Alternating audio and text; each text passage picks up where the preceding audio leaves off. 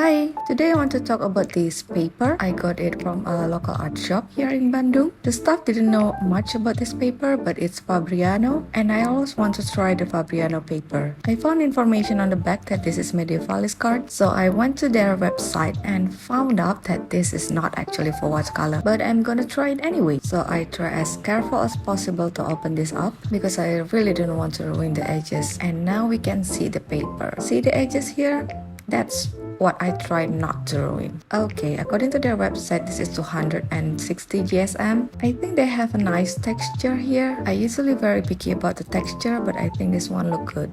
And I don't really want to waste this paper for a quality test, so I'll just paint right away. Now I'm securing the edges with washi tape, and I'm gonna use the Kusakabe Artist Watercolor paint. I have a whole video about this watercolor if you want to check it out. Now I'm gonna start with wet on wet technique. I feel this paper is so smooth. I can feel it from the very beginning of the painting, and I don't know, I kind of like it. Back to the painting, I'm using several techniques that will show us if this paper is suitable for watercolor. As you can see here, I'm adding the second layer, still using wet on wet technique. I personally prefer to build the color through layering instead of using a thick paint. Also, I want to see if the paper can hold a lot of water. Now I'm doing the third layer, still using wet on wet, and the paper still look good. It's just hard to believe that this paper is not actually for watercolor because you can see it works really good. Now I'm secretly doing the lifting test with a tissue paper, just tap tap tap, and yeah, you can see that. Now I'm adding another layer for the ocean, build the color up, make it darker toward the bottom, and a little bit blending. I think it will be nice with a boat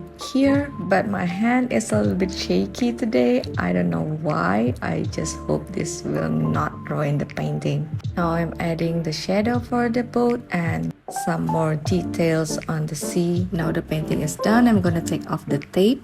I'm using washi tape here so we can see if the paper is gonna lift up. You can also using the liquid masking fluid for this kind of test, but since I have bad experience with the masking fluid, I'm not gonna use it. It actually came up pretty easily, and we got not even a single piece of paper on this tape. So I'm gonna continue to take off the rest of the tape.